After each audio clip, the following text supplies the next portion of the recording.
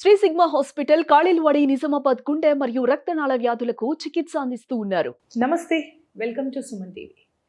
నిజామాబాద్ రాజకీయాలు అనగానే గుర్తుకు వచ్చే నిజామాబాద్ ముద్దుబిడ్డ ధర్మపురి శ్రీనివాస్ గారు. ధర్మపురి శ్రీనివాస్ గారి తర్వాత నిజామాబాద్ మొట్టమొదటి మేయర్గా ధర్మపురి సంజయ్ గారి పేరు వినబడుతుంది. ఈ మధ్యనే ధర్మపురి సంజయ్ గారు మున్నూరు కాపు సంఘానికి ఏకగ్రీవంగా అధ్యక్షులుగా ఎన్నికయ్యారు. ఈరోజు వారితో మాట్లాడదాం. మున్నూరు కాపు సంఘానికి, బీసీలకి, అసలు నిజామాబాద్కి తనతో ఉన్న సంబంధాన్ని మనం ఈరోజు మాట్లాడి తెలుసుకుందాం. నమస్కారం అండి. నమస్కారం. ముందుగా మీరు మున్నూరు కాపు సంఘానికి ఏకగ్రీవంగా ఎన్నికయ్యారు, శుభాభినందనలు. సార్, మీరు ఏకగ్రీవంగా ఎన్నికయ్యారు కదా, మరి ఎలా ఫీల్ అవుతున్నారు? సంతోషంగా ఉంటుంది. ముఖ్యంగా దీంట్లో నా పాత్ర చాలా తక్కువ అయినప్పటికీ మా నాన్నగారు ప్లస్ తన మిత్రులు, ఇక్కడ సంఘం పెద్ద మనుషులు కొంతమంది అందరూ కలిసి ఒక సమిష్టి నిర్ణయం తీసుకోవడం జరిగింది. వారు స్థాపించినటువంటి ఈ సంఘం ధర్మపురి శ్రీనివాస్ గారి పనులతోనే కానీ ఆయన చేసినటువంటి డెవలప్మెంట్ కొద్దిగా దాన్ని వాళ్ళు మనసులో ఉంచుకొని పెద్ద మనుషులందరూ, ఆయన అకాలంగా చనిపోయిన తర్వాత వాళ్ళ పెద్ద అబ్బాయి సంజయ్ ఉంటే బాగుంటుందని చెప్పి సమిష్టిగా వారు అనుకొని ఒక నిర్ణయం తీసుకొని ఆల్మోస్ట్ 99% అందరూ కలిసి సంజయ్ ఉంటే బాగుంటుందని యునానిమస్గా చేశారు. సో నా పాత్ర దాంట్లో చాలా లిమిటెడ్ అయితే సంఘం పెద్ద మనుషులే అందరూ కలిసి యునానిమస్గా నిర్ణయం తీసుకున్నారు. వాళ్ళందరూ నా మీద పెట్టుకున్నటువంటి నమ్మకానికి నేను వాళ్ళందరికీ మనస్ఫూర్తిగా కృతజ్ఞతలు చెప్పుకుంటా ఉన్నా. వాళ్ళ అనుకున్న విధంగానే కష్టపడి మా నాన్నగారు కానివ్వండి, ఆ పెద్ద మనుషుల ఆశయాల మేరకే పనిచేయాలనే ఉద్దేశంతో ఇటీవల ఒక 2 కార్యక్రమాలు చేయటం కూడా జరిగింది. వాళ్ళందరూ సంతోషం వ్యక్తం చేశారు. మేము అనుకున్న దానికంటే కూడా నువ్వు బాగా చేసావని చెప్పి నన్ను మెచ్చుకోవడం కూడా జరిగింది. ఇది నాకు రెట్టింపు సంతోషాన్ని ఇస్తుంది. ఏకగ్రీవంగా ఎన్నుకోవడానికి గల కారణం మా నాన్నగారి మీద ప్రేమతోనే వాళ్ళు ఏకగ్రీవంగా.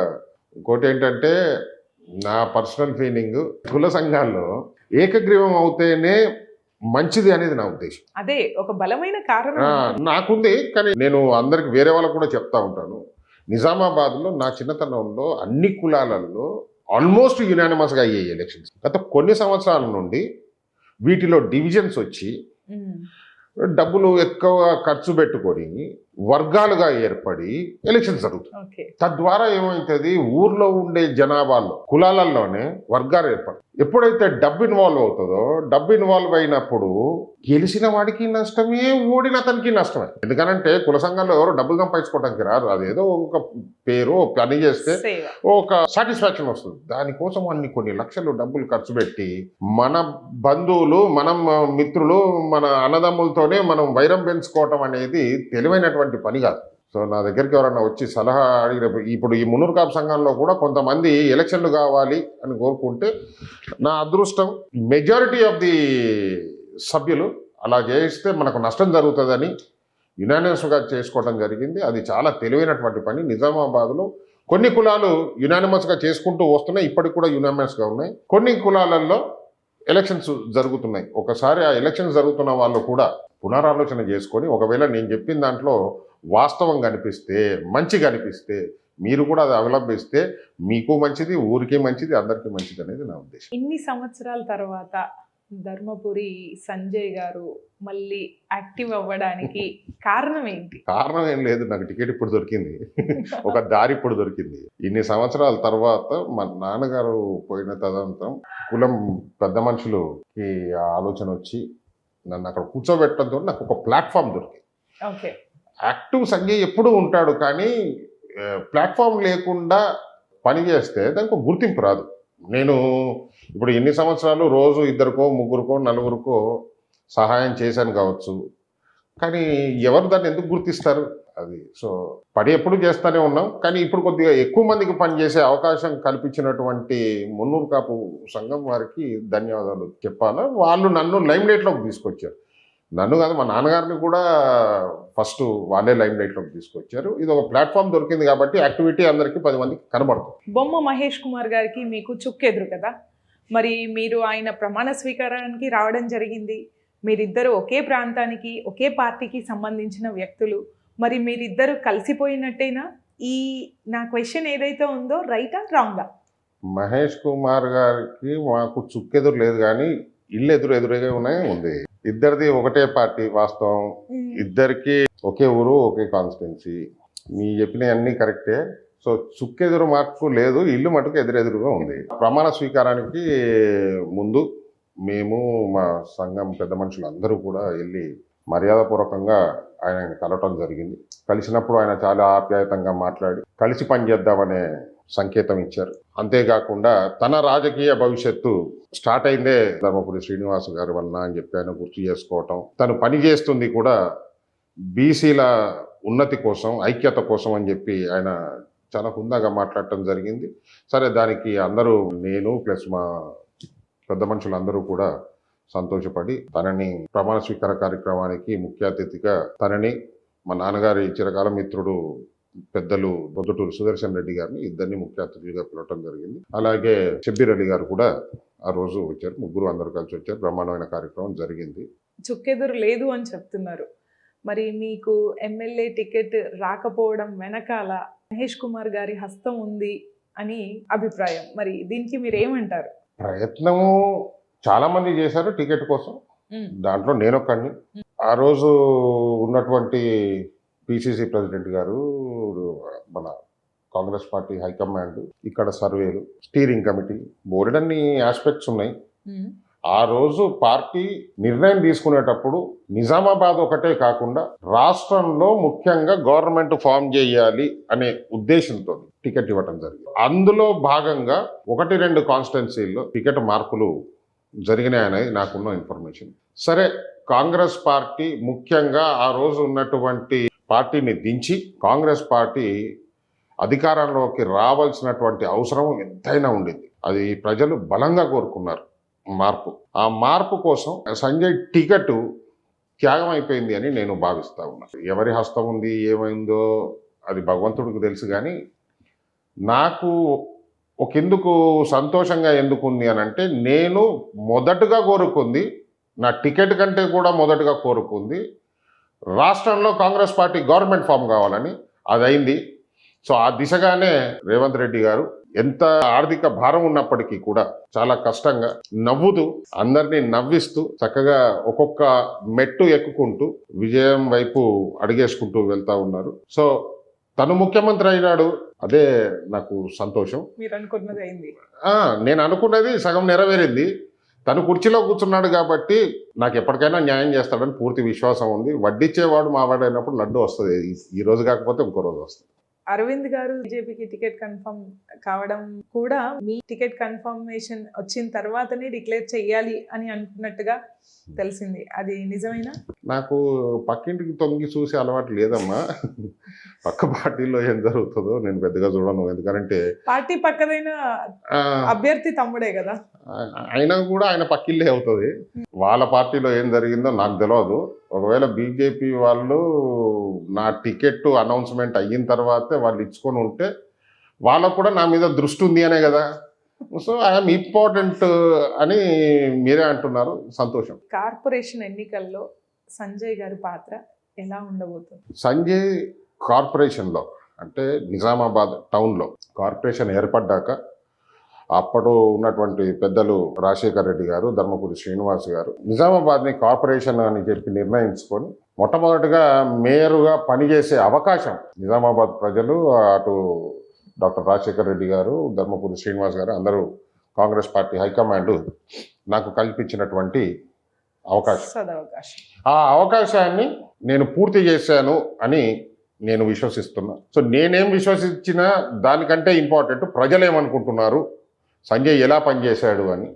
ఇది కరెక్ట్ సమయం. మీరు అడిగారు, కరెక్ట్ సమయంలో కరెక్ట్ క్వశ్చన్ అడిగారు. దీనికి సమాధానం నాకంటే కూడా నిజామాబాద్ ప్రజలు మీకు ఇంకా మంచి సమాధానం ఇస్తారు. అది ఇంకా ఎఫెక్టివ్గా ఉంటుంది అనేది నా ఆలోచన. నన్ను అడిగితే మటుకు నాకు పూర్తి సాటిస్ఫాక్షన్ ఉంది. నేను అబద్ధాలు ఆడనని అనగానే చాలా తక్కువ ఆడతాను.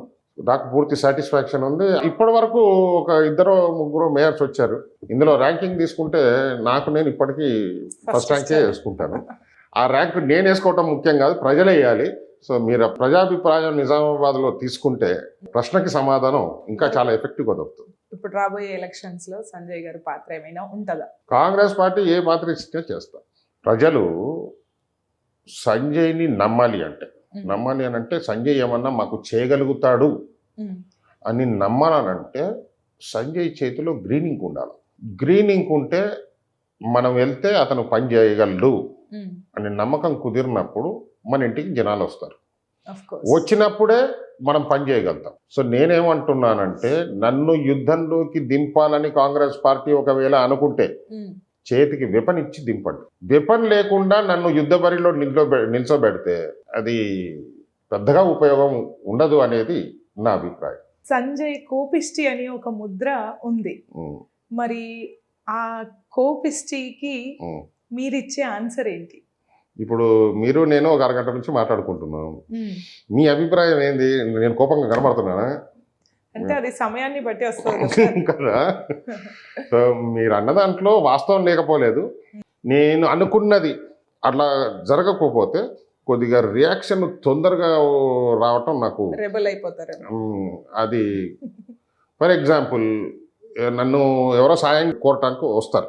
వాళ్ళు అడిగినప్పుడు ఒకవేళ నేను చెయ్యలేని పొజిషన్లో ఉంటే నేను డిస్టర్బ్ అయిపోతాను, బాధ అవుతుంది నాకు. నా ఇంటి గడప దొక్కి నన్ను సహాయం కోరితే నేను చేయలేకపోతున్నాను, ఆ బాధ అవుతుంది. ఆ బాధలో నేను ఐ గెట్ ఇంపేషెంట్ అని అరుస్తాను అనమాట. అది యాక్చువల్గా అతని మీద ఉండే ప్రేమ నాకు. అతనికి నేనేం చేయలేకపోతున్నాను కానీ అది చూపించడం రాదు నాకు. దాన్ని ఇట్లా అనుకుంటారు. సో ఆ మంచి పక్కకు పోయి చెడు ముందుకు వస్తుంది. అది కానీ బాగా తగ్గింది లేండి. 20 సంవత్సరాల క్రితం ఉన్నది ఇప్పుడు లేదు. ఇప్పుడు 10% ఉంది కావాలి, మారిపోయిండ్రు. సో మరి ఈ మారిన సంజయ్ నిజామాబాద్కి ఏం చేస్తాడు? ఒకవేళ మేయర్గా కూర్చోబెడితే? మేయర్గా కూర్చునే అవకాశం లేదు అమ్మ. ఎందుకంటే 20 సంవత్సరాల క్రితం ఎక్కడైతే ప్రయాణం స్టార్ట్ చేశామో మళ్ళీ అక్కడికి వెళ్ళే అవకాశం అస్సలకే లేదు. ప్రయాణం సార్, ప్రయాణంలో ఏదొచ్చినా మనం అది అంటే బస్సు ముంగట్టుకోవాలి కానీ వెనుకకు వస్తుంది అంటే ఎట్లయితుంది? లేదండి, అంటే ఇప్పుడు ఒక గమ్యస్థానం నుంచి స్టార్ట్ అయ్యి ఇంకో గమ్యస్థానానికి చేరినప్పుడు మళ్ళీ దాని డ్యూటీ ఎక్కడ తప్పు ఉందో ఎక్కడ అవసరం ఉందో అక్కడే కదా స్టార్ట్ చేయాలి. అట్లా అనుకోవచ్చు కదా. కానీ నేను 34 సంవత్సరాల్లో మేయర్నైనా. ఇప్పుడు 20 సంవత్సరాలు అంటే ఇప్పుడు ఆల్మోస్ట్ 54 నేను. ఆ రోజు చేసినటువంటి ఓపిక కథా కార్ఖానా ఈ ఏజ్లో ఉండదు. సో ఒకవేళ నన్ను కూర్చోబెట్టిన కుర్చీకి నేను పూర్తి న్యాయం చేయలేను. ఎప్పుడైతే నేను పూర్తి న్యాయం చేయలేదని నా అంతరాత్మే నాకు చెప్తుందో ఇంకా నేను అది స్వీకరించను. నేనంటూ ఒక ఇమేజ్ క్రియేట్ చేసుకున్నాను నిజామాబాద్లో. పిలిస్తే 10 నిమిషాల్లో నీ గడప ముంగట ఉంటా. ఆ రోజు ఉండగలిగిన. ఈరోజు అంత విశ్వాసం నాకు లేదు. మరి ఎమ్మెల్యేకి వెళ్తే ఇంకా ఇంత పని ఉండదు. ఒకవేళ సీఎం గారే ఇక్కడ నుంచి మళ్ళీ మీరు బ్యాక్ టు పెవిలియన్ అక్కడి నుంచి స్టార్ట్ చేయండి అని మీకు బాధ్యతలు ఒకవేళ అప్పగిస్తే అప్పుడు మీ రియాక్షన్ ఏంటి? మరి రేవంత్ రెడ్డి గారు నన్ను పెవిలియన్కి పంపిస్తారని నేను అనుకో. నా ప్రయాణం మా ఫ్యామిలీ గురించి, మా నాన్నగారి గురించి, నా గురించి ఆయనకు పూర్తి ఇన్ఫర్మేషన్ ఉంది. వైద్యం ఎక్కడ అవసరమో డాక్టర్ని అక్కడికే కదా పంపించాలి.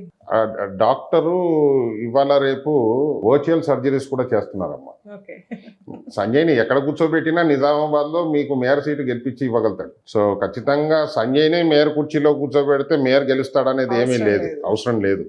నన్ను మీరు హైదరాబాద్లో కూర్చోబెట్టినా నిజామాబాద్లో సీటు గెలిపించి ఇచ్చే సత్తా సంజయ్కి ఉంది. ఒక రకంగా నేను కోపిష్టి అని అడగడానికి రీజన్ ఏంటంటే ఒకప్పుడు భయభ్రాంతులకు గురయ్యారు నిజామాబాద్ ప్రజలు సంజయ్ మేయర్గా ఉన్నప్పుడు అని ఉంది. మరి దానికి మీ సమాధానం ఏంటి? పోలీసుని చూసి దొంగ భయపడితే పోలీసుడు తప్పు కాదు, దేవుని చూసి దయ్యం భయపడితే దేవుడు తప్పు కాదు. నన్ను చూసి కొన్ని వేల మంది అభిమానించి ప్రేమించే వాళ్ళు ఉన్న చోట ఒక 10 మంది భయపడితే ఆ తప్పు నాది కాదు. ఒకవేళ నిజంగానే నేను అంత భయపెట్టేవాడిని అయితే నేను మేయర్ దిగిపోయినాక 20 సంవత్సరాల తర్వాత కూడా వాళ్ళకు కష్టం వస్తే మా ఇంటికి వచ్చి నన్ను సహాయం ఎందుకు కోరుతున్నారమ్మా? మీరెందుకు సంజయ్ మళ్ళీ మేయర్ అవుతావా అని చెప్పి నన్ను క్వశ్చన్ అడుగుతారు. నేను నిజంగా కోపిస్టిని అయితే కాంగ్రెస్ పార్టీ నన్ను మళ్ళీ మేయర్ సీట్లో కూర్చోబెట్టాలని ఎందుకు అనుకుంటుంది? నేను చేసింది మంచి పనులు కాబట్టే సంజయ్ నువ్వు మళ్ళీ మేయర్ అవుతావా అని అడుగుతున్నారు కదా ఈరోజు. మీ హయాంలో నిజామాబాద్కి జరిగిన అభివృద్ధి ఏంటి అని బోలెడంత ఉంది. ఈ రోజు ఉన్న దాంట్లో 90% కాదు, మోర్ దెన్ 90% కాంగ్రెస్ హయాంలో అప్పుడు 2005, 2010, 12 మధ్యలోనే జరిగిందమ్మా. ఫర్ ఎగ్జాంపుల్ చాలా ఉన్నాయి. నిజామాబాద్ చరిత్ర తీసుకుంటే మొట్టమొదటి అన్నిటికంటే గ్రేవ్ ప్రాబ్లం ఏది ఉండేదంటే మంచినీళ్ళు. సమ్మర్ వచ్చేపాటికి నేను మేయర్గా ఉండగా కూడా ఫిబ్రవరి నెలాఖరికి వచ్చేసరికి ఇంజనీర్లంతా మీటింగ్ పెట్టుకొని 20 రోజులకే వాటర్ ఉన్నాయి, మార్చి 20 తర్వాత మనం మంచినీళ్ళు ఇవ్వలేం ప్రజలకి అని పెద్ద టెన్షన్ ఉండేది. అటువంటి దానికి పర్మనెంట్ సొల్యూషన్ కాంగ్రెస్ హయాంలోనే డాక్టర్ రాజశేఖర్ రెడ్డి గారు, పెద్దలు మా నాన్నగారు ధర్మపురి శ్రీనివాస్ గారు వీరంతా కూర్చొని ఒక పర్మనెంట్ సొల్యూషన్ తీసుకురావటం, లిఫ్ట్ ఇరిగేషన్ ప్రాజెక్టు ద్వారా అప్పట్లో పెద్దలు సుదర్శన్ రెడ్డి గారు, ఆయన ఇరిగేషన్ మినిస్టర్గా ఉన్నారు, కానీ తన పాత్ర కూడా ఉంది. వీళ్ళందరూ కలిసి తను బోధన వరకు అడిగినట్టున్నారు నాకు ఉన్న ఇన్ఫర్మేషన్ ప్రకారం. ఆ తర్వాత జానకంపేట నుండి నిజామాబాద్ టౌన్కి మంచినీళ్ళు కావాలని చెప్పేసి అడిగి తర్వాత వాళ్ళందరూ కలిసి సమిష్టిగా నిజామాబాద్కి గోదావరి నీళ్ళని తీసుకొచ్చి ప్రతి ఇంటింటికి కనెక్షన్ ఇచ్చి ఈరోజు ముఖ్యంగా ఆడవారు ఈ బిందెలు పట్టుకొని అవన్నీ పట్టుకొని ట్యాంకర్ల దగ్గర పడిగాపులు కాసే ప్రాబ్లం లేదమ్మా.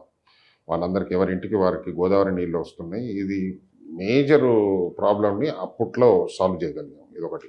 రెండవది పెద్దలు జైపాల్ రెడ్డి గారు మా నాన్నగారికి కాలేజ్ డేస్లో సీనియర్. తను నిజాం కాలేజీలో ప్రెసిడెంట్గా ఉన్నప్పుడు నాన్నగారు జనరల్ సెక్రటరీగా చేశారని చెప్పారు నాకు. వాళ్ళకి అప్పటి నుంచి ఉన్నటువంటి అనుబంధంతో దాని అన్న ఇట్లా మాకు ప్రాబ్లం ఉందని అంటే, నేను మేయర్గా ఉండగా ఢిల్లీకి వెళ్ళి నేను ఆల్ పార్టీ డెలిగేషన్ని తీసుకొని అందరూ కార్పొరేటర్లను తీసుకొని 10 మంది దాకా ఢిల్లీకి వెళ్ళి తనకు ఉన్న ప్రాబ్లమ్ని ఎక్స్ప్లెయిన్ చేస్తే నిజామాబాద్కి అండర్ గ్రౌండ్ డ్రైనేజ్ శాంక్షన్ చేయడం జరిగేది. మేము అప్పుడు ఆల్మోస్ట్ 85% వర్క్ కంప్లీట్ చేసామమ్మా. 15% మిగిలిపోయి ఉంటే ఎలక్షన్ కోడ్ రావడంతో ఆ 15% అయిపోయింది. ఆ 15% ఈ 10 సంవత్సరాలు కాలే. ఇప్పుడు మళ్ళీ వర్క్ స్టార్ట్ చేసాం. స్పీడప్ చేయమని కూడా మా సుదర్శన్ రెడ్డి గారిని, అటు షబ్బీర్ అలీ గారిని కూడా మొన్న ఈ మధ్య మహేష్ గౌడ్ గారికి కూడా ఒక మెసేజ్ పెట్టడం జరిగింది. ఒకసారి దయచేసి అంతా మాట్లాడి మన హయాంలోనే ఈ అండర్ గ్రౌండ్ డ్రైనేజీని కంప్లీట్ చేసుకొని ఒక మంచి ప్రోగ్రాం పెట్టుకొని ప్రజల్లో మనం దీన్ని స్టార్ట్ చేసింది మేమే, కంప్లీట్ చేసింది మేమే అనేది తీసుకెళ్తే చాలా బాగుంటుంది, పార్టీకి ప్లస్ అవుతుందని చెప్పేసి నా అభిప్రాయం. వీలైనంత త్వరలో ఒకవేళ వీలైతే డే అండ్ నైట్ వర్క్ చేపించి కార్పొరేషన్ ఎలక్షన్స్ లోపు మనం దాన్ని ఇనాగ్రేషన్ చేయగలిగితే రిజల్ట్ ఎందుకు రాదమ్మా? ప్రజలు మీరు మంచి చేస్తే ఖచ్చితంగా గుర్తుంచుకొని మిమ్మల్ని ఎక్కడ ఆశీర్వదించాలో అక్కడ ఆశీర్వదిస్తారు. డెఫినెట్లీ మళ్ళీ మీ హయాంలోనే కంప్లీట్ అవుతుంది అంటారు. మళ్ళీ మేరగమంటారు మీరు. కాంగ్రెస్ హయాం. అదే కాంగ్రెస్ హయాం. ఇలాగో సుదర్శన్ రెడ్డి గారి టాపిక్ వచ్చింది కాబట్టి మరి మీరు మున్నూరు కాపు సంఘానికి ఏకగ్రీవంగా ఎన్నికవ్వడం వెనకాల కూడా తన పాత్ర ఉంది అని వినిపిస్తుంది. నిజమే. సంజయ్ ఎదుగుదలలో సంజయ్ స్థిరపడాలి, బాగుండాలి అని కోరుకునే పెద్ద మనుషుల్లో సుదర్శన్ రెడ్డి గారు ప్రథముడు. ఇప్పుడున్న సిచ్యువేషన్. మా నాన్నగారు సంజయ్ బాగుండాలని తను బ్రతుకున్నంత వరకు కోరుకున్నారు. లాస్ట్ డేస్లో కూడా నాన్న నువ్వు టికెట్ తీసుకొచ్చుకో, నేను కుర్చీ వేసుకొని కూర్చుంటా, నేను అసెంబ్లీకి పంపించాలి అన్నారు. కానీ అదృష్టం నాది సరిపోలేదు, టికెట్ రాలేదు. ఆయన ఎదురు చూసి ఒక సంవత్సరం తర్వాత వెళ్ళిపోయారు. నిజామాబాద్ ఇంకా ఏ విషయాల్లో వెనుకబడి ఉంది అనుకుంటున్నారు? ఇక్కడ అభివృద్ధి అవసరం అనుకుంటున్నారు? మా నిజామాబాద్ చాలా వెనుకబడిపోయింది. నా చిన్నతనంలో ఉమ్మడి రాష్ట్రంలోనే నిజామాబాద్ చాలా మంచి పొజిషన్లో ఉండేది. నిజామాబాద్ గంజ్ ఏదైతే మార్కెట్ యార్డ్ ఏషియాలోనే నెంబర్ 1. ఈ తెలంగాణ, ఆంధ్ర, ఇండియా కాదు, ఏషియాలోనే నెంబర్ 1. గొప్ప చరిత్ర ఉన్నటువంటి గంజ్ నిజామాబాద్లో ఉండేది. దీంట్లో అన్ని రకాలు. అయితే అది ఇప్పుడు ఆల్మోస్ట్ గత ప్రభుత్వంలో పూర్తిగా మారిపోయింది, సిచ్యువేషన్ మారిపోయింది. వాళ్ళు తీసుకున్నటువంటి కొన్ని డెసిషన్స్ వల్ల గంజ్ పూర్తిగా ఇదైపోయి చాలా పెద్ద నష్టం జరిగింది నిజామాబాద్కి. దాన్ని పునరాలోచించుకొని మళ్ళీ రివైవ్ చేసుకొని నిజామాబాద్కి పూర్వ వైభవం తీసుకురావచ్చు. 1. 2, ఎంప్లాయ్మెంట్ లేదమ్మా నిజామాబాద్లో. ఇండస్ట్రీస్ లేవు, యూత్కి ఉపాధి లేదు. పోయిన 10 సంవత్సరాల్లో చాలా మంచి పొజిషన్లో ఉండాలి, అసలు లెక్క ప్రకారం జరగలేదు, అన్యాయం జరిగింది. నిజామాబాద్కి ఇప్పటికైనా యూత్కి ఉద్యోగాలు, కార్మికులకు, కర్షకులకు పని చేయటానికి ఫ్యాక్టరీలు, వారి డబ్బు వారు సంపాదించుకోవటానికి వాళ్ళకు ఒక దారి చూపెడితే మనము ఈ స్కీములు వాటి మీద వగేరా ఖర్చు పెడుతున్నటువంటి డబ్బు ఏదైతే ఉందో వాటి బదులు వాళ్ళనే మనము ఎన్రిచ్ చేయగలితే ఎంప్లాయ్మెంట్ ఇవ్వచ్చు. పెద్దలు చెప్పినట్టు try to teach him how to fish, don't give him fish. అతనే డబ్బు సంపాదించుకొని అతనే బ్రహ్మాండంగా అయిపోతే నీ స్కీమ్స్ వంక అతను చూడాల్సిన అవసరం ఉండదు. అవసరం లేదు. అదే అది సో సెల్ఫ్ రిలయంట్ చేసి నిజామాబాద్ ప్రజల్ని అలా నిలబెట్టాలి అనేది నా ఆలోచన. నేను నాకున్న 5 సంవత్సరాల మేయర్ టర్మ్లో నేను ఈ దిశగా పనిచేశాను, కానీ నా అంటే ఫెయిలియర్స్లో అదొకటి. ఇప్పుడు ఈ 10 years పాలనకి ముందు కూడా చూసుకుంటే ఎక్కడ ఎంప్లాయ్మెంట్ కోసం కానీ ఏవైనా ఫ్యాక్టరీస్ కానీ రాలేదు. మోరోవర్ ఉన్న నిజాం షుగర్ ఫ్యాక్టరీ కూడా బోధన్ది క్లోజ్ అయిపోయింది. మరి ఏమంటారు దానికి? కాంగ్రెస్ హయాంలో మీరు మర్చిపోయినట్టున్నారు, సారంగపూర్ షుగర్ ఫ్యాక్టరీ అది క్లోజ్ ఉండే. మా నాన్న ఎలక్షన్స్ లో వాగ్దానం చేసింది, నన్ను గెలిపిస్తే టైం ఫ్రేమ్ పెట్టుకొని చేపిస్తా కాదు, ఇన్ని రోజుల లోపల స్టార్ట్ చేపిస్తా అన్నారు. అది స్టార్ట్ చేసిన రోజు నేను కూడా పోయి కొబ్బరికాయ కొట్టినా మా నాన్నతో పాటు, నాకు గుర్తుంది. సారంగపూర్ ఓపెన్ అయింది సార్, కానీ బోధన్కి వచ్చేసరికి బోధన్ది క్లోజ్ అయిపోయింది. బోధన ప్రైవేట్ అవ్వడం, క్లోజ్ అవ్వడం ఇవన్నీ జరిగినాయి. అది కొత్తవి రావడం పక్కన పెడితే ఉన్నవే క్లోజ్ అవ్వడం ఇప్పుడు అది జరిగింది. ప్రైవేట్ గవర్నమెంట్ ఆపరేషన్ అదేంటో నాకు అవును. తెలియదు. బోధనలో స్టార్ట్ అయింది, ప్రైవేట్ వాళ్ళు నడిపారు, కానీ ఇక వాళ్ళు ఎందుకు క్లోజ్ చేశారనేది నాకు అవగాహన లేదు. కానీ గవర్నమెంట్ మటుకు ఇక్కడ సారంగపూర్ది మనం స్టార్ట్ చేసాము, కొంతకాలం నడిచింది. తర్వాత మళ్ళీ ఏం జరిగిందో నాకు పూర్తిగా సమాచారం లేదు. కానీ ప్రైవేటే కానీ ఇప్పుడు ఇన్ఫర్మేషన్ టెక్నాలజీ ఇంత పెరుగుతుంది. నిజామాబాద్ నుంచి ఈ చుట్టుపక్కల ప్రాంతాల నుండి చాలా మంది పిల్లలు వెళ్ళి హైదరాబాద్ లో ఉద్యోగాలు చేస్తున్నారు. అక్కడ ₹1,00,000 సంపాదించినా, మా ఊర్లో 60,000 సంపాదించినా ఈక్వలే. కానీ ఇక్కడ ఎందుకనో అటువంటి పెట్టట్లేదు. గవర్నమెంట్ కొద్దిగా అట్లా ఆలోచించి, ఫర్ సపోజ్ ఇప్పుడు మన దగ్గర అంతా ప్యాడీ, అవునమ్మా, ప్యాడీ నుంచి మనకి వరి వస్తుంది. సో దాని పొట్టు నుంచి మనము ఆయిల్ తీస్తాం. ఎస్, సో ఇట్లాంటి ఫ్యాక్టరీస్ మనం జస్ట్ మచ్చుకు ఆలోచిస్తే ఇది అవును. ఒకటి ఉంది. అవును, సో ఇట్లాంటి ఫ్యాక్టరీస్ పెట్టడానికి స్కోప్ ఉంది, అవును, దానికి ఆధారిత ముడి సరుకు ఉంది. ఉంది. మరి ఇట్లాంటి వాటిని ఎందుకు తేలేకపోయిండ్రు? ఏ పార్టీ అనేది పక్కన పెడితే ఎన్నో సంవత్సరాలుగా ఇక్కడ చెరుకుకి కానీ, పసుపుకి కానీ, వరికి కానీ ఈ 3 వ్యవసాయ ఆధారిత పంటలతోని ఎన్నో ఫ్యాక్టరీస్ పెట్టొచ్చు. రైస్ కు సంబంధించినటువంటి ఇండస్ట్రీసే ఉన్నాయి ఇప్పుడు ఇక్కడ. అంతే, రైస్ మిల్లు చాలా ఉన్నాయి. నేను అనుకుంటా 2,000 పైన ఉన్నట్టున్నాయి మా జిల్లాలో. చుట్టుపక్కల మొత్తం ఉన్నాయి. ఆయిల్ కూడా కొన్ని ఉన్నాయి. ఉన్నాయి ఆయిల్ మిల్స్ కూడా కొన్ని ఉన్నాయి. అయితే మీరు అన్నట్టు గవర్నమెంట్ ఏం లేవు. మరి అది ఫీజబుల్ కాదని పెట్టలేదో, ఎందుకని పెట్టలేదో, కానీ నేను చెప్తుంది అదే. కాంగ్రెస్ గవర్నమెంట్ లో నేను మేయర్గా ఉన్నప్పుడు కూడా 5 సంవత్సరాలు కూడా ఉపాధి కల్పించాలనే ఆలోచన ఉండింది. వర్కౌట్ కాలే, టైం సరిపోలే, 5 సంవత్సరాల్లో పని కాలే. వాటికంటే ఇంపార్టెంట్ అంటే ఇది ఇంపార్టెంట్ కాదని కాదు, కానీ సమయం సందర్భం రాలేదు. ఇప్పటికైనా అవకాశం వస్తే ఖచ్చితంగా ఎంప్లాయ్మెంట్ మీద ఫోకస్ చేయాల్సిన అవసరం ఉంది. ఇది ప్రయారిటీ నెంబర్ 1గా పెట్టుకోవాలి. ఎందుకంటే ఇప్పుడు మనకు ఇక్కడ మెడికల్ కాలేజ్ వచ్చేసింది, యూనివర్సిటీ వచ్చింది, IIIT వచ్చింది, ఇంకా వగేరా వగేరా. మొన్న ఈ మధ్య పసుపు బోర్డు కూడా ఓపెన్ అయింది. దానివల్ల మరి పసుపు రైతులకు ఇంకెంత లాభం జరుగుతుంది ఏంది అని అది ఆ రిపోర్ట్ అయితే నా దగ్గర లేదు, కానీ మొత్తానికైతే ఆఫీస్ అయితే పెట్టుకొని ఉన్నారు. కానీ ఎంప్లాయ్మెంట్ కోసం ఇంకా ఖచ్చితంగా చేయాల్సినటువంటి అవసరం ఉంది. శానిటేషన్ డెవలప్ కావాల్సిన అవసరం ఉంది. చాలా నాకు అంటే హాస్యాస్పదంగా ఏముంది అంటే, ఇదివరకు ఉన్న ప్రభుత్వంలో నిజామాబాద్ కార్పొరేషన్కి శానిటేషన్ నంబర్ 1 వచ్చింది. నేను ఇన్నే ఉంటా, రోజు నిజామాబాద్లో తిరుగుతా. అంటే దీనికి నంబర్ 1 వస్తే మిగతా రాష్ట్రంలో ఎట్లుండే అని ఆశ్చర్యపోతుంటుంది. అస్సలు బాగాలేదు మేడం. ఇప్పుడు నేను ఉండేది ఇది గేటు 10 ఏళ్ళలో 10 సార్లు ఊడలేదు. శానిటేషన్ ఇంప్రూవ్ కావాల్సిన అవసరం ఉందమ్మా. ఐటీ హబ్ అనేది ఒకటి స్టార్ట్ చేసింది నిజామాబాద్లో, మన కొత్త కలెక్టరేట్ పక్కకు. మొన్న ఒక మీటింగ్ పెడితే పోయి చూసినాం. బిల్డింగ్ కిరాక్ ఉంది, మంచిగా ఉన్నది, కానీ సీట్లన్నీ ఖాళీ ఉంది. ఏం జరిగింది ఏం కథ అని కొద్దిగా 2-3 ఎంక్వైరీ చేస్తే అప్పట్లో కొన్ని కంపెనీలు వచ్చినాయట, కొంతమందికి ఉద్యోగాలు ఇచ్చినట్టే ఇచ్చిర్రు, జాయిన్ చేసుకున్నారు, కానీ జీతాలు సరిగా ఇవ్వలేదు, అసలు ఎగ్గొట్టారు. చాలా మంది పిల్లలు గొడవ పడ్డారు, జరిగింది అని చెప్పేసి తెలిసింది. అన్ఫార్చునేట్. ఆ తర్వాత ఇప్పుడు అది మూతపడినట్టుండే, ఏ పిల్లలకి పెద్దగా ఉపయోగపడలేదు. అట్లా కాకుండా ఒక మంచి ప్రణాళికతోని ప్రతి సంవత్సరం కనీసం 200-300 మంది కన్నా. ఇప్పుడు ఏమైపోయింది మా ఊర్లో, పొద్దున్న లేస్తే మా యూత్ పిల్లలంతా ఏం చేయాలో తెలియక అటు ఇటు తిరిగే పరిస్థితి. అది కాకుండా 9 గంటలకు మంచిగా టై చేసుకొని హైదరాబాద్లో కనబడ్డట్టు టక్కుకి వేసుకొని షూ వేసుకొని గల్లీలోకి వెళ్ళి ఒక పిల్లగాడు పోయినా ఆ పక్కింటి ఆమె చూసి చెప్తుంది, రే నువ్వు కూడా అట్లా మంచిగా ఏదో ఉద్యోగం తెచ్చుకో అని చెప్తుంది. అది లేదా బాగా చూడాలని ఉంది నాకు. అది అయితే లేదు. ఈ కాంగ్రెస్ గవర్నమెంట్ అన్నా ఈ రేవంత్ అన్న మాకేమన్నా 2-3 కంపెనీలు అటు హైదరాబాద్కి వెళ్ళి పంపుతాడా, లేకపోతే మొన్న ఇన్వెస్ట్మెంట్లు తీసుకొచ్చారు అన్నకెళ్ళి ఒక 2 అన్నా కనీసం ఫస్ట్ న్యాయంలో మాకు నిజామాబాద్కి న్యాయం చేయమని చెప్పి పెట్టలే. ఇక సుమన్ టీవీ ద్వారా రేవంత్ అన్నకు డైరెక్ట్ గా ప్రపోజల్ పెడుతున్నా, ఓ 2 కంపెనీలు అయితే మా ఊరికి పంపించారు. మీరు బీసీ బిడ్డ, బీసీ బిల్లు రావడానికి ఎందుకు ఇంత కష్టపడాల్సి వస్తుంది? మరి బీసీ బిల్లు ఎప్పుడు వచ్చే అవకాశం ఉంది? బీసీ బిల్ కి మీరు ఇచ్చే ఆన్సర్ మంచి ప్రశ్న అడిగారమ్మా.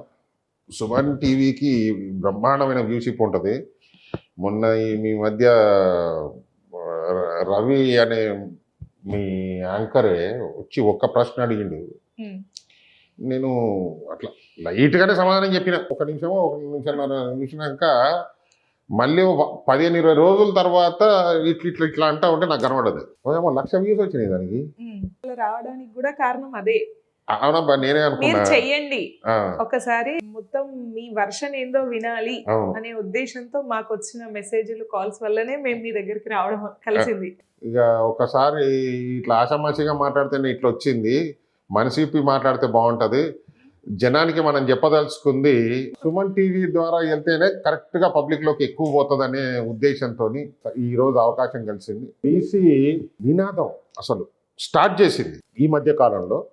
మీరు కరెక్ట్గా గమనిస్తే రాహుల్ గాంధీ గారే స్టార్ట్ చేశారు. బీసీలకు వీళ్ళ సంఖ్య ఇంత ఉంది, వీళ్ళకు అన్యాయం జరుగుతుంది, వీళ్ళకు న్యాయం చేయాలని ఢిల్లీ చుట్టుపక్కల కూడా కొన్ని యూనివర్సిటీలకు, కాలేజీలకు వెళ్ళి పోలీసులు ఆపుతున్నప్పటికీ కూడా, అక్కడ ఉన్నటువంటి ప్రభుత్వాలు వ్యతిరేకం చేస్తున్నప్పటికీ కూడా ఆయన పోలీస్ గేట్లు దాటి పిల్లలను కలుసుకొని మీరందరూ పోరాడాలి, బీసీలకు అన్యాయం జరుగుతోంది అనే నినాదం తీసుకొని దాన్ని అందుకున్నటువంటి మన రాష్ట్రంలో రేవంత్ రెడ్డి గారు, తను ఒక అగ్రకులంలో పుట్టినప్పటికీ కూడా, రెడ్డి అయినప్పటికీ కూడా మొట్టమొదటిగా బీసీలకు నేను చేస్తానని చెప్పి ఆయన నిరూపించుకుంది. మహేష్ కుమార్ గౌడ్ని పిసిసి ప్రెసిడెంట్ చేయటమే ఇది ఒక పెద్ద తర్కణం. అది కాకుండా అసెంబ్లీలో బిల్లు పెడతాం, వీళ్ళకి ఓ 42% రిజర్వేషన్ రావాలి అని జనంలోకి తీసుకెళ్ళింది. అక్కడ రాహుల్ గాంధీ గారి తర్వాత ఇక్కడ రేవంత్ రెడ్డి గారు, ఇద్దరు 6 రిజర్వేషన్ 6 3R. ఓకే, ఈ 3R సినిమా షూటింగ్ స్టార్ట్ అయింది, రిలీజ్ త్వరలోనే ఉంటది. కాయ పండుగ మారే సమయం దగ్గరకు వచ్చింది, యుద్ధం బిగిన్ అయింది. బీసీలో ప్రతి కాన్స్టిట్యున్సీలో, ప్రతి ఊర్లో ఈ ఉద్యమం స్టార్ట్ అవుతుంది. అందరూ ఆలోచించడం స్టార్ట్ చేశారు. త్వరలో భగవంతుడు ఆశీర్వాదిస్తే ఆ కాయ పండుగ మారి కిందకి రాలి బీసీలందరూ ఆ పండు తినే రోజు త్వరలో ఉంటుందని చెప్పి నేను ఆశిస్తాను. మీరు అన్న ప్రకారం బీసీకి ఓకే, మరి రాహుల్ గాంధీ గారు ఇతర వర్గాలని బీసీ కింద చేర్చే ఆలోచనలో ఉన్నట్టు ఓబీసీకి తీసుకొస్తున్నారు, తనని క్వశ్చన్ చేస్తున్నారు. మరి అది రైటే అంటారా, రాంగ్ అంటారా? తన ఇంటెన్షన్ వేరుగా ఉంది అని ఒక క్వశ్చన్ రేజ్ అవుతా ఉంది. ఆ క్వశ్చన్ రేజ్ చేసే వాళ్ళకి బీసీలకి న్యాయం జరగడం ఇష్టం లేదు. వాళ్ళు పెట్టేవాడిని పెట్టనియరు. ఏమని చెప్తారు? అందులో విషయం కలిసి ఉన్నది అని చెప్తారు. ఎందుకు? తినేటోడు తినకుండా, పెట్టేటోడు పెట్టాలని ఉన్నా తినేటోడికి డౌట్ రావాలి. అర్థమైందా?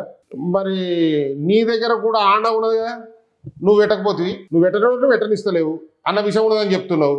మరి నువ్వు పెట్టు, సరే భయ్, నువ్వే వడ్డిచ్చుంటే వీళ్ళందరికీ వాళ్ళు ఎందుకు వంట చేద్దరు? మా దగ్గర ఉండే పొయ్యి కంటే నీ దగ్గర ఉన్న పొయ్యి పెద్దది, నీ దగ్గర ఉన్న ఆనలు పెద్దవి.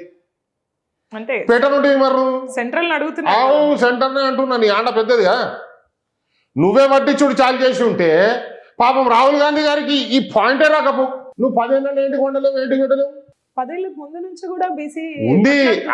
ఈయన కూర్చొని 10 ఏళ్ళు అయింది కదా, మరి నువ్వు పెట్టకపోతే ఏంటి కానీ అడుగుతున్నావు. అంతకుముందు కాంగ్రెస్ గవర్నమెంట్ ఉన్నప్పుడు కూడా బీసీ నినాదం ఉంది, అదే అప్పుడు ఉండే. మళ్ళీ ఇప్పుడు చాలు చేసినాం, ఇప్పుడు పెడతామనంటే అద్దు అందులో గది ఉంది, ఇది ఉంది అని చెప్పి మాట్లాడుతున్నావు. మరి నువ్వు పెట్టనుంటి అవన్నీ ఉత్త వేస్ట్ ముచ్చట్లు. నేను మీ ద్వారా ప్రజలకు డైరెక్ట్గా విజ్ఞప్తి చేస్తున్నా, అబద్ధాలు చెప్పే వాళ్ళ మాటలు దయచేసి నమ్మకండి. కాంగ్రెస్ పార్టీ ఒక మనిషో ఒక వ్యక్తో ఒక అజెండాతో నడవదు. ఇది సమిష్టిగా పార్టీలో, కాంగ్రెస్ పార్టీలో హేమీలు ఉన్నారు, మేధావులు ఉన్నారు. మీరు ఒక్కసారి అన్నం మెతుకు ఉడికిందో లేదో మొత్తం మీ చేతు అన్న వ్యక్తి కాలేదాకా చూడాల్సిన అవసరం లేదు. పైకి వెళ్ళి తీసుకొని ఒక మెతుకు పట్టుకొని చూడు, అది ఉడికిందో లేదో తెలిసిపోతుంది. కాంగ్రెస్ పార్టీ ఇది వరకు నీకు కడుపు నిండా అన్నం పెట్టిందో లేదో యంగ్స్టర్, నువ్వు మీ ఇంట్లో మీ పెద్దల్ని అడిగి తెలుసుకో. మీ తాగాడ ఒక గంట సేపు కూర్చొని కాంగ్రెస్ పార్టీ అన్నం పెడతదా పెట్టదా అని అడుగు. సరైనటువంటి సమాధానం నీకే వస్తుంది. రేపు అబద్ధాలు చెప్పేటోళ్లకు నేను చెప్పాల్సిన అవసరం లేదు. నీ ఇంటి దగ్గరకు వచ్చినప్పుడు నువ్వే సమాధానం చెప్పొచ్చు. నీకే వదిలిపెడుతున్న నిర్ణయం నువ్వే తీసుకో. సెంట్రల్తో చూసుకుంటే మనం వెనకబడ్డానికి ముఖ్యంగా మన తెలంగాణ కావచ్చు, మన నిజాం ఏరియా కావచ్చు, వెనకబడ్డానికి కారణం మన ఎడ్యుకేషనల్ పరంగా కావచ్చు, ఫైనాన్స్ పరంగా కావచ్చు, కాంగ్రెస్ ఎలాంటి పాలన చేసింది అనేది ఈ 60 సంవత్సరాలు చూస్తే తెలుస్తుంది అని చాలా క్వశ్చన్ రైజ్ అవుతున్నాయి. మీరు కూడా వినే ఉంటారు. సో అప్పుడు జరగందే ఇప్పుడు జరుగుతుంది అంటున్నారు. మరి దీనికి మీ ఆన్సర్ ఏంటి? అప్పుడు 60 సంవత్సరాలు చేయలేకపోయిన దాన్ని ఈ 10 సంవత్సరాల్లో మన చరిత్ర తెలుసుకుంటున్నాం, అసలు ఏంది నిజం ఏంది అనేది తెలుస్తుంది అని అంటున్నారు. ఏమంటారు మరి? ఇప్పుడు అట్లా అన్నోళ్ళను మా ఊర్లో ఒక గాంధీ తాత బొమ్మునది, 2 కుర్చీలు వేయరు, ఇటు కూర్చోబెట్టు నన్ను, అటు అలా కూర్చోబెట్టు, కెమెరా మధ్యలో పెట్టు, గెలిచినోడు ఊర్లో ఉండాలా, ఓడిపోయినోడు ఊరిసిపెట్టి వెళ్ళిపోవాలి, నేను సిద్ధం. ఈ సమాధానం నేను ఇప్పుడు చెప్పొచ్చు, ఓకేనా? బీజేపీ సుమారు కార్పొరేషన్ల 15 సంవత్సరాల పైన ఉండే డి శ్రీనివాస్ పెద్ద వటవృక్షం, కొన్ని వేల లక్షల మందికి పరోక్షంగా డైరెక్ట్గా సహాయం చేసినోడు, ఎంతో మందికి అన్నం పెట్టినోడు. అటువంటి మర్రి చెట్టును ఒట్టేసి నిజామాబాద్లో ఒక ఎమ్మెల్యేని గెలిపించుకోడు. ఆ ఎమ్మెల్యే ఏం చేసిండు నిజామాబాద్కి? ఏం జరగలేదంట. మీరు ఊతరు కదా కెమెరా పట్టుకొని నిజామాబాద్ పబ్లిక్కి. డి శ్రీనివాస్ గారిని ఓడగొట్టిన ఆయన మరి మీరే గెలిపించుకున్నారట కదా, మరి మీకు న్యాయం జరిగిందా, ఊరికి న్యాయం జరిగిందా? ఒకవేళ ఆ ఎలక్షన్లో రివర్స్ రిజల్ట్ వచ్చిండి శ్రీనివాస్ గారు గెలిచుంటే నిజామాబాద్ ఇట్లనే ఉంటుండేనా అనే క్వశ్చన్ మీరు పబ్లిక్ని అడిగితే ఇప్పుడు నేను చెప్పొచ్చు, కొడుకు కాబట్టి అట్లా మాట్లాడినరు అని అంటాడు. అందుకని నేను చెప్తలే, ఆ క్వశ్చన్ మీకే వదిలిపెడుతున్నా. కెమెరా పట్టుకొని గరీబోడి దగ్గరికి పోయి మీరు ఈ క్వశ్చన్ అడుగురు, మీకు ఎఫెక్టివ్ ఆన్సర్ వస్తుంది, పర్ఫెక్ట్ నిజం వస్తుంది. గరీబోడు అంటే సార్ ఆయనకు తిండుంటే సరిపోతుంది. యూత్ కదా మనకి ఇట్లా క్వశ్చన్ చేసేది, చదువుకున్న వాళ్ళు కదా ఇట్లాంటి క్వశ్చన్ రేజ్ చేసి ప్రాబ్లం ఇక్కడ జరిగింది అని పాయింట్అవుట్ చేసి అడుగుతారు. వాళ్ళ నుంచి ఇదే సమాధానం, మీరు అనుకున్న సమాధానం వస్తుంది అనుకుంటున్నారు? వస్తుంది, ఎందుకు రాదు? ఎందుకనంటే గరీబోడికి ఆకలి ఉంటుంది, ఆకలిలో మంట ఉంటుంది. మంటున్నోడు ప్రతిదీ అబ్జర్వ్ చేస్తాడు, సమాజంలో ఏం జరుగుతుందో తెలుసుకుంటాడు, రోజు 10 మందిని చూస్తూ ఉంటాడు, గమనిస్తాడు. సో ఊర్లో ఎవడు నొప్పితోను ఉన్నాడు, ఎవడు సుఖంగా వండుకొని ఉన్నాడు గరీబోడికి బరబ్బర్ తెలుస్తుంది. అన్నం పెట్టే చేతు ఏడుందో గరీబోడికే తెలుస్తుంది. గరీబోడు అని అంటే ఉద్యోగం లేనోడు కూడా పాపం గరీబోడే కదా. ఇప్పుడు తల్లిదండ్రుల మీద ఆధారపడి బతుకుతున్న ప్రతి యూత్ పిల్లాడు సంపాదన లేనివాడే, ఆధారపడి డిపెండ్ అయి బతుకుతున్నాడే. అతను తింటున్నాడు కావచ్చు. భారతదేశంలో తెలంగాణలో ప్రేమ ఎక్కువ, 20 అయినా 22 అయినా కొడుకుని కూర్చోబెట్టుకొని మనం అన్నం తినబెడుతున్నాం. వేరే దేశాలలో అట్లా లేదు కదబ్బా, అవునా కదా? మా వాళ్ళు అదృష్టవంతులు, ఈడ నిజామాబాద్లో వచ్చినాం, అంత ఆల్మోస్ట్ అంత నవాబ్గిరియే ఉంటుంది ఈడ. కానీ నిరుపేద చూస్తారు, వాళ్లకు న్యాయం చేసింది వాళ్ళు.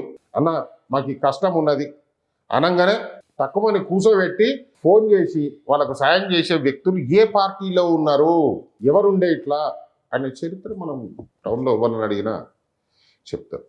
మీరు అన్నారు కదా నవాబ్గిరి అని, ఆ నవాబుల ఆనవాలు ఉండొద్దు, నిజామాబాద్ అనేది నవాబుల ద్వారా వచ్చింది.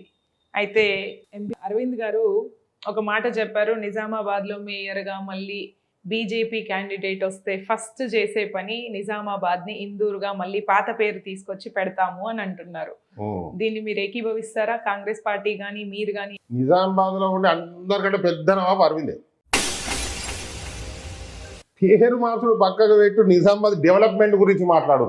ఎంపీ ఎమ్మెల్యే రామాలయం గేట్ రంగు మార్చాలి నాకు అర్థం కాదు. గేట్ రంగు మార్చాలంటే ఎంపీ ఎమ్మెల్యే కావాలా? మా పిల్లగాడు కోడుకని ఓ బ్రష్ ఇచ్చి పంపించేస్తే 10 నిమిషాలు మార్చేస్తాడు. నిజామాబాద్ పని చేయరు, డెవలప్మెంట్ చేయరు. మొన్న మీకు పబ్లిక్ ఓట్లు వేసింది గేట్ల రంగులు మార్చడం కాదు, ఊర్ల పేర్లు మార్చడం కాదు, ఊర్లు డెవలప్ చేస్తుంది. మీరు బాండ్ పేపర్లు రాసి ఇచ్చిరి, గల్లీ గల్లీలకు పోతిరి, ఏమేమో చెప్తిరి. అలా ఇవాళ మీరే ఎమ్మెల్యే, మీరే ఎంపీ, పేరు మార్చడం గురించి కాదు, నిజామాబాద్ గరీబోడి చరిత్ర, వాడి ఫ్యూచర్ మార్చే గురించి ఆలోచించుర్రి అనేది నేను సుమన్ టీవీ ద్వారా వాళ్ళిద్దరిని కోరుతున్నాను. ఇవన్నీ పక్కన పెడితే నాన్నగారికి మీరంటే నాన్నగారి కన్నా చాలా ప్రీతి. మరి ఆయన విగ్రహావిష్కరణ నిజామాబాద్లో జరుగుతున్నప్పుడు అక్కడ సంజయ్ ఎందుకు కనిపించలేదు? నిజామాబాద్లో మా నాన్నగారు విగ్రహం పెట్టిరా? నాకు కనబడతాం లేదు. మీరు నిజామాబాద్లో తిరగట్లేదా? తిరుగుతున్నాం. మరి ఎందుకు కనిపిస్తలేదు? నాకైతే కనబడతలేదు. నాకు కనబడతలేదు. నాకు కనబడ్డది అని చెప్పేసి నాకు వాళ్ళు వచ్చి చెప్పని కూడా లేదు. మరి వాళ్ళకు కూడా కనబడలేదా? ఇన్ఫర్మేషన్ లేదా మీకు? కడుతున్నారు అని కానీ పెడుతున్నారు అని నాకు చెప్పలే. పెడుతున్నామని చెప్పలే, కడుతున్నామని చెప్పలే, పెట్టిరా అని కూడా తెలియదు. మాకు ఇది ఎంతవరకు నమ్మమంటారు? ఇంటర్వ్యూలో ఏం చెప్పినా వీలైనంత మటుకు అబద్ధాలు చెప్పా. పిలవలేదన్నా నిజం, తెలియదన్నా నిజం. అట్లా పోంగా రాంగా మధ్యలో కొత్త విగ్రహం కనబడుతుంది. ఇది ఓళ్ళది అని నేనే అడిగిన. మొన్న ఊళ్ళో వచ్చి దీనికి రిబ్బన్ గుంజిపోయినరు. అందులో అంటే బీజేపీ వాళ్ళు అని చెప్పారు. బీజేపీకి డి శ్రీనివాస్ గారికి ఏం సంబంధం? ఒకవేళ డి శ్రీనివాస్ గారు విగ్రహం పెట్టుంటే ఆ రోజు ఆ విగ్రహం ఆవిష్కరించడానికి డి శ్రీనివాస్కి సంబంధించినటువంటి అభిమానులు కొన్ని వందలు కాదు లక్షల మంది ఉండాలి. ఎందుకు లేరు? అంటే అందరికి పిలుపు కావాలా? ప్రియతమ నాయకుడే కదా.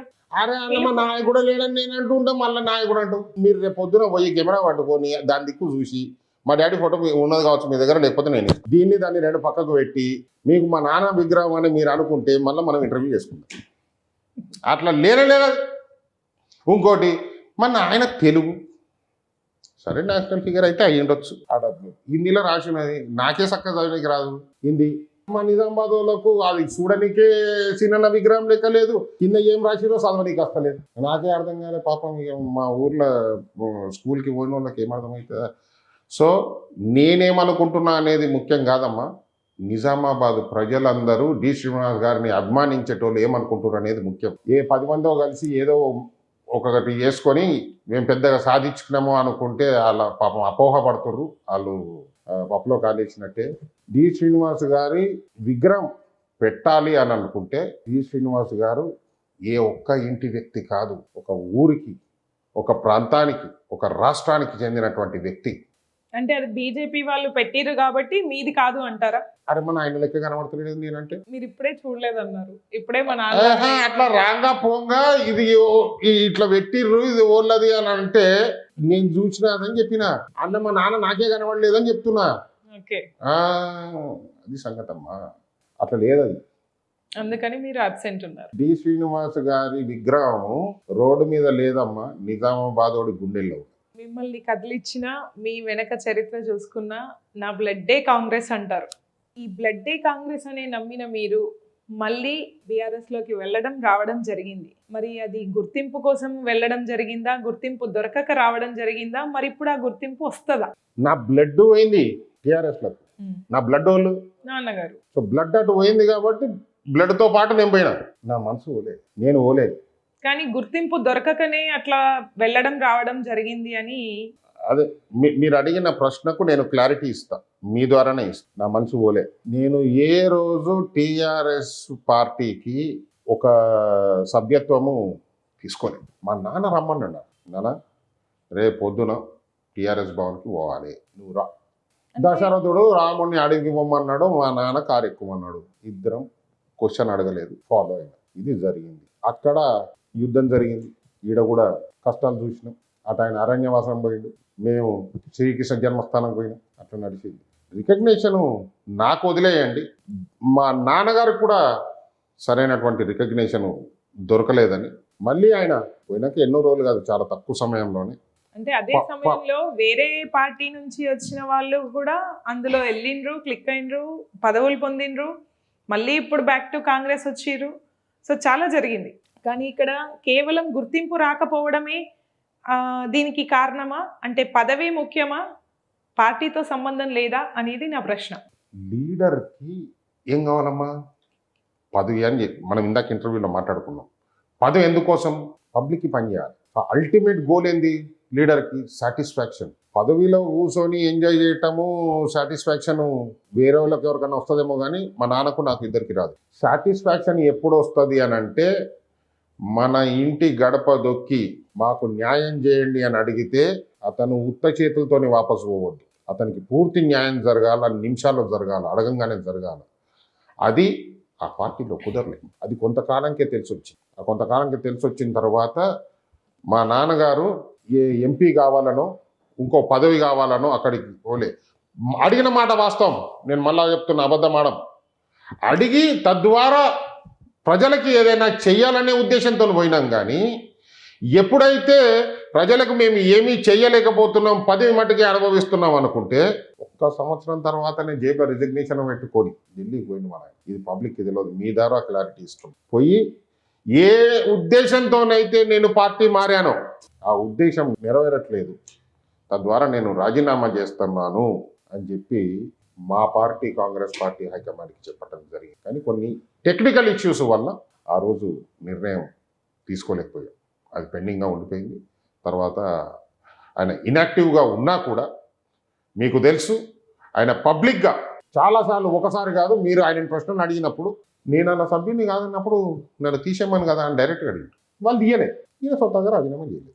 ఆయన ఉన్నప్పటికీ కూడా నిజామాబాద్కి ఆయన ఏ స్థాయిలో అయితే పని చేస్తారో పూర్తిగా ఆయన పదవికి ఆయన న్యాయం చేయలేదు అనే ఒక నిరాశ నిస్పృహతోనే కంటిన్యూ అయ్యింది. ఆ తర్వాత ఆయన డల్లో పుట్టబోయాడు. బీఆర్ఎస్ పార్టీ నైజం డి శ్రీనివాస్ గారనే కాదండి, అంతకుముందు విజయశాంతి గారిని తీసుకోండి, అంతకుముందు టైగర్ నరేందర్ గారిని తీసుకోండి, ప్రొఫెసర్ కోదండరామ్ గారిని తీసుకోండి. ఆ పార్టీలకు వచ్చేటప్పుడు చెరుకు లెక్కుంటాం, పోయేటప్పుడు పిప్పై బయటకు వస్తాం, రసం పిండెత్తారు. అంతే. అంటే వాడుకున్నారు అంటారా?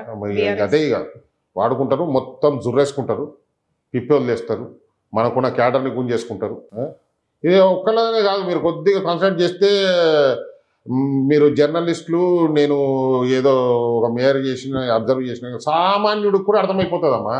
ఉత్త చరిత్ర చూస్తే వీళ్ళకి ఇట్లా పోతున్నారు, వచ్చేటప్పుడు ఇట్లా అయిపోతున్నారు. మా సంగతి పక్కకు పెట్టున్నారు. ఇప్పుడు టీఆర్ఎస్ పార్టీలో ఉన్న లీడర్లు చాలా మంది బయటికి చెప్పకపోయినా లోపల పనులేమైతే లేవని మాట్లాడుతారు. పర్సనల్గా ఎవరిని అటాక్ చేద్దాం అనేది కాదు, కానీ మా బాధ ఏంది అని అంటే పబ్లిక్కి ఏం చెయ్యలేకపోయినాం అనేదే బాధ.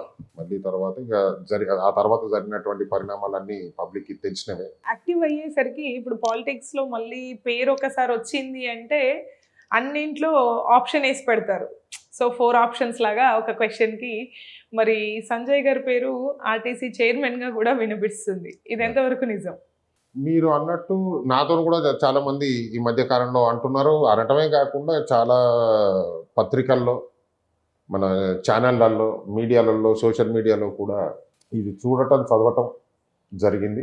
ఏ పదవి ఇవ్వాలన్నా మా కాంగ్రెస్ పార్టీ హైకమాండ్, మా లీడరు పెద్దలు రేవంత్ రెడ్డి గారు, సంజయ్ గురించి రేవంత్ అన్నకి బాగా తెలుసు. కాంగ్రెస్ పార్టీ హైకమాండ్లో మా ఏఐసిసి ప్రెసిడెంట్ గారికి, పెద్దలు మేడం శ్రీమతి సోనియా గాంధీ గారికి, రాహుల్ గారికి అందరికీ తెలుసు. ఎందుకంటే సంజయ్ తెలియకపోయినా శ్రీనివాస్ కొడుకుగా నాకున్నటువంటి గుర్తింపు నాకుంది. సో శ్రీనివాస్ గారి కుటుంబానికి స్వయంగా మా ముఖ్యమంత్రి గారే నేను న్యాయం చేస్తాను అనే మాట ఇచ్చారు. సో సంజయ్ని ఎక్కడ ఉపయోగించుకుంటే బాగుంటుంది, ఎలా ఉపయోగించుకుంటే బాగుంటుంది అనేది కాంగ్రెస్ పార్టీ హైకమాండ్కి, రేవంత్ అన్నకు బాగా తెలుసు. నన్ను ఎలా వాడుకుంటే నేను రాష్ట్ర ప్రజలకు, at the same time Congress పార్టీకి అందరికీ ఉపయోగపడతానో వారు సరైనటువంటి నిర్ణయం తీసుకుంటారని నాకు అటు కాంగ్రెస్ పార్టీ పైన, మా పిసిసి అధ్యక్షుడు మహేష్ కుమార్ గౌడ్ గారి పైన, అలాగే పెద్దలు, మా జిల్లా పెద్దలు, మా నాన్నగారి మిత్రులు సుదర్శన్ రెడ్డి గారి మీద, అలాగే మా ప్రియతమ నాయకులు రేవంత్ రెడ్డి గారి మీద పూర్తి విశ్వాసం ఉంది. వారందరూ సమిష్టిగా మాట్లాడుకొని సరైనటువంటి సమయంలో, ఎక్కువ డిలే చేస్తున్న కొద్దీ ప్రజల్లో నమ్మకం కొద్దిగా సన్నగిలుతుందనేది నాకు కనబడతా ఉంది. పూర్తిగా ప్రజల్లో విశ్వాసం సన్నగిల్ల కంటే ముందు నిర్ణయం తీసుకుంటే బాగుంటుందని చెప్పి నేను అనుకుంటా ఉన్నా. త్వరలో ఒక మంచి నిర్ణయం తీసుకోవాలి అని చెప్పి నిజామాబాద్ ప్రజలు, ముఖ్యంగా మున్నూరు కాపు బిడ్డలు, అలాగే బీసీ కులాలన్నీ కూడా ఎదురు చూస్తూ ఉన్నాయి. వారితో వీళ్ళందరూ ఎదురు చూస్తూ ఉన్నారు, వాళ్ళల్లో నేను కూడా ఉన్నాను. ఫైనల్ గా నిజామాబాద్ కి ఎలాంటి నాయకుడు కావాలి అనుకుంటున్నారు? ఎందుకంటే ఇప్పుడు అనుకున్నట్టుగా మున్సిపల్ ఎలక్షన్స్ ఉన్నాయి, కార్పొరేటర్, డిస్ట్రిక్ట్ మేయరే ఫస్ట్ పర్సన్ కాబట్టి ఎలాంటి క్వాలిటీస్ ఉండాలి ఇప్పుడు కరెంట్ నిజామాబాద్ ని ఇంకొంచెం డెవలప్ దిశలో అడుగు వేయడానికి? మొట్టమొదటిగా సెక్యులర్ పర్సన్ ఉండాలి. నిజామాబాద్లో 2 వర్గాలు ఉన్నాయి, మేజర్ వర్గాలు. ఒకవైపు మెజారిటీ సభ్యులు ఉంటే తెలుగు స్పీకింగ్, ఇంకోవైపు ఉర్దూ స్పీకింగ్ మైనారిటీ వర్గం. 2 ఆల్మోస్ట్ 60-40 రేషియోలో ఉన్నాయి. వీళ్ళు ఇద్దరిని కలుపుకొని పోయే సెక్యులర్ భావాలు ఉన్న మనిషి కావాలి మొట్టమొదటి. ఎందుకంటే ఊరు పీస్ఫుల్గా ఉంటేనే డెవలప్మెంట్ గురించి మాట్లాడగలుగుతాం. ఎప్పుడైతే ఈ 2 వర్గాల మధ్యలో విషం జిమ్మి పీస్ అండ్ లా అండ్ ఆర్డర్ని డిస్టర్బ్ చేసే ప్రయత్నాలు కొన్ని పార్టీలు చేస్తున్నాయి. అట్లా కాకుండా ఇదివరకు కాంగ్రెస్ హయాంలో 2 కన్నలాగా ఇద్దరిని కూడా కలుపుకొని పోయే సెక్యులర్ భావం ఉన్నప్పుడు నిజామాబాద్ డెవలప్మెంట్ దిక్కు నడిచింది. ఈడ కాలేజీలు వచ్చినాయి, హాస్పిటళ్ళు డెవలప్ అయినాయి, స్కూళ్ళు వచ్చినాయి, వగేరా వగేరా వచ్చినాయి. ఇప్పుడు చూస్తే వాతావరణం పూర్తిగా మారిపోయింది.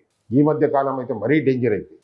దాన్ని న్యూట్రలైజ్ చేసే దమ్మున్న లీడర్ అవసరం ఉంది ఈ ఊరికి. లా అండ్ ఆర్డర్ ఇప్పుడు డెవలప్మెంట్నే పక్కన పెట్టే స్టేజ్కి వచ్చేసిర్రు. 2 వర్గాల మధ్యలో డిస్ప్యూట్లు చేసి వాళ్ళిద్దరు కొట్లాడుకుంటా ఉంటే మనం కుర్చీలో కూర్చుంటే సరిపోతుంది అనే ఆలోచనతో కొంతమంది పనిచేస్తా ఉన్నారు, which is dangerous to democracy. ఇది ఈ ఊరికే కాదు, ఈ రాష్ట్రానికే మంచిది. సో అటువంటి ఆలోచన వ్యక్తుల్ని దయచేసి వారి మాయలో పడకుండా జాగ్రత్తగా ఆలోచించి, నిజామాబాద్ ప్రజలు చాలా తెలివైన, చాలా మందికి అది తెలియదు, కొడితే బాగా గట్టిగా కొడతారు. చూపించారు జగత చూసుకుంటే. అందుకని రెండు పక్షాలుగా చూసుకుంటే కరెక్ట్ ఆన్సర్ ఇచ్చారు. నాకు నిజామాబాద్ ప్రజలకు చాలా దగ్గర సంబంధం ఉంది. మా నాన్నగారు మినిస్టర్గా ఉన్నప్పుడు, నేను మేయర్గా పనిచేస్తున్నప్పుడు నిండు సభలోనే నా పెద్ద కొడుకుని మీకు దత్తత ఇచ్చేస్తున్నా అని ఇచ్చేసి, నాకు ఇల్లైనా వాకిలైనా చుట్టాలైనా అన్నదమ్ములైనా వీళ్ళే. నాకు పదవి ఉన్నా లేకపోయినా నా ఇంటికి వచ్చి నాకు ఈ పని చేసి పెట్టు అని అంటే, చేతిలో గ్రీన్ ఇంక్ లేకున్నా పదవి లేకపోయినా నాకు తెలిసి ఉన్నటువంటి దారులలో, నాకున్నటువంటి సంబంధాలతోని, నాకున్నటువంటి నాలెడ్జ్తోని వారికి ఎంతో కొంత న్యాయం చేసే ప్రయత్నం చేశాను. సో అందుకని వారికి నాకు ఎప్పుడూ ఒక అవినాభావ సంబంధం ఉంటుంది. నాకు ఆ సంబంధంతోనే, ఆ ప్రేమతోనే మీకే డైరెక్ట్గా అపీల్ చేస్తున్నా, దయచేసి మోసపోకండి. జాగ్రత్తగా గమనించి రాబోయే ఎలక్షన్స్లో సరైనటువంటి నిర్ణయం తీసుకోండి. రేవంత్ రెడ్డి గారి సర్కారు ఉంది, మీకు హామీలు ఇచ్చినాం, నాకు తెలుసు. ఇచ్చిన హామీల్లో కొన్నే నెరవేర్చగలిగినాం, ఇంకా నెరవేర్చాల్సినటువంటి అవసరం ఉంది, పూర్తి విశ్వాసం ఉంది. ప్రయాణం స్టార్ట్ అయింది, ఒక్కొక్కటిగా పోతుంది, ఒక్కొక్క మెట్టెక్కుతున్నాం. ఎందుకంటే మీకు స్వయంగా రాష్ట్ర ముఖ్యమంత్రి గారు, మీరు అభిమానించే మీ లీడరు రేవంత్ రెడ్డి గారిని ఎంత అభిమానిస్తారో యూత్, పెద్దలు, ప్రతి వాళ్ళు కూడా, వాళ్ళు మీరు ఓట్లేసి ఆయన నా కుర్చీలో కూర్చోబెట్టారు. ఒక్కొక్క మెట్టెక్కుకుంటూ పోతున్నా. ఎందుకు లేట్ అవుతుంది అనంటే, గత ప్రభుత్వం తీసుకున్నటువంటి నిర్ణయాల వల్ల వాళ్ళు ఎన్ని అప్పులు చేసి ఒక సర్ప్లస్లో ఉండే రాష్ట్రాన్ని మొత్తం ఖాళీ చేసి, ఖజానా ఖాళీ చేసి, మళ్ళీ ఇప్పుడు ఆ పార్టీ వాళ్ళే మీరు చెయ్యరు అంటే, మీరు చెయ్యరు అని నీకు తెలుసు. ఎందుకనంటే ఖాళీ చేసిపోయింది నువ్వే కాబట్టి. అందులో ఏం లేవని నీకు తెలుసు. అందుకే అంత ఖరాఖండిగా ఊకే అప్పుడు ఖజానా ఖాళీ చేసిన వాళ్ళే చెయ్యడు చూడు నువ్వు, రేవంత్ చేయడు అవి చెయ్యడు అని నీకు ఎట్లా తెలిసింది? ఖాళీ చేసిపోయింది నువ్వే, మళ్ళీ చేస్తలేనని నువ్వే అంటావు. గొప్పనైనా మీరు దయచేసి రేవంత్ రెడ్డి గారిని నమ్మండి. నేను చెప్తున్నా, నాకు కూడా ఇంకేం పదవి రాలేదు కదా. స్వయాన రేవంత్ రెడ్డి గారే మా నాన్నగారి ఫ్యూనరల్కి వచ్చి శ్రీనివాస్ గారి కుటుంబం న్యాయం చేస్తాం అని మాట ఇచ్చింది. నేను ఆవేశపడతలే, నాకు నమ్మకం ఉన్నది. ఒకళ్ళ తర్వాత ఒకళ్ళకి చేసుకుంటూ వస్తాడు. పెద్ద రాష్ట్రం, మస్తు మందికి చేసేది, చాలా వాగ్దానాలు ఉన్నాయి. తను చేసినవి కొన్ని అయితే పెద్దలు రాహుల్ గాంధీ గారు కాంగ్రెస్ పార్టీ తరఫున హైకమాండ్ నుంచి చేసినవి ఉన్నాయి. అన్నిటినీ సమిష్టిగా చేయాలి. వాళ్ళు గిన్నెలు ఖాళీ చేసిపోయారు, ఇప్పుడు వండుకుంటా ఒక్కొక్కరికి పెట్టుకుంటా రావాలి. నేనేమంటున్నా, వడ్డించేటోడు మనోడు ఇయ్యాల కాకపోతే 4 రోజుల తర్వాత అయినా బరబ్బర్ వస్తుంది. నేను అందుకే అంటున్నా, కాంగ్రెస్ పార్టీ ఇంతకుముందు మనకు పెట్టిందా పెట్టలేదా? నిజామాబాద్లో గరీబోళ్ళకి ఇల్లు కట్టించింది వాళ్ళు, మీకు ప్లాట్లు ఇచ్చింది వాళ్ళు, ఉద్యోగాలు ఇచ్చింది వాళ్ళు, నువ్వు కష్టంలో ఉండి ఫోన్ చేస్తే టక్కన ఫోన్ ఎత్తి నీ పని చేసింది వాళ్ళు, ఇక్కడ కాలేజీలు కట్టింది వాళ్ళు, హాస్పిటల్ కట్టింది వాళ్ళు. ఇవన్నీ ఆలోచించి చరిత్రను మర్చిపోకుండా దయచేసి చరిత్రను నెమరవేసుకొని మీరు సరైనటువంటి నిర్ణయం తీసుకుంటారని నాకు నమ్మకం ఉంది. మంచి నిర్ణయం తీసుకోండి. ఎందుకంటే ఊరి భవిష్యత్తు, మన భవిష్యత్తు మీరు వేసే ఓటు మీద ఆధారపడి ఉంటుంది. కాబట్టి చాలామంది వస్తారు. నేను చెప్తున్నా, ఇప్పుడు ఇంకోటికి కూడా అవకాశం ఉంది కాబట్టి చెప్తున్నా, ఎక్కడో విగ్రహం పడిపోతుంది, ఎక్కడో ఎన్నో మన చెప్పుల దండలు పడతాయి, ఓలేస్తారో తెలియదు, మనలో ఆవేశం పెరుగుతుంది, ఆ ఆవేశంలో ఆలోచన కోల్పోతాం. అది కావాలనే కోరుకుంటారు కొంతమంది. కరెక్ట్గా ఎలక్షన్స్ ముంగట్నే ఎందుకు గడబడలు అవుతాయి, ఎందుకు కొట్లాటలు అవుతాయి, ఒకళ్ళ మీద ఒకళ్ళ కోపాలు వచ్చే స్టేట్మెంట్లు ఎందుకు వస్తాయి, ఇప్పటిదాకా రావు, కరెక్ట్గా నెల ముందో 40 రోజుల ముందో వస్తాయి. దయచేసి ఆలోచించు. ఆవేశంలో తప్పుడు నిర్ణయం తీసుకోకూడదు, సరైనటువంటి నిర్ణయం తీసుకోండి. చరిత్రను ఆలోచించి నిర్ణయం తీసుకునే ముందు సోషల్ మీడియా ఎంత యూస్ఫుల్ అంత డేంజరస్. 2 దిక్కులు పదునున్న కత్తి అది. కూరగాయలు కోసుకోనికే, పండ్లు కోసుకోనికి మనిషికి వస్తుంది, ఎదుటి కూడా కూడా పనికి వస్తుంది రా నాయన. జాగ్రత్తగా నిర్ణయం తీసుకోరు.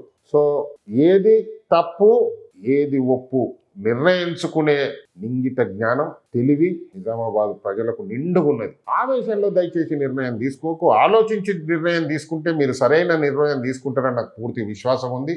నిజామాబాదు కనీసం ఇప్పుడు ఈ కాంగ్రెస్ గవర్నమెంట్ హయాంలో డెవలప్ కావాలనంటే దానికి మీ సహాయ సహకారాలు అవసరం.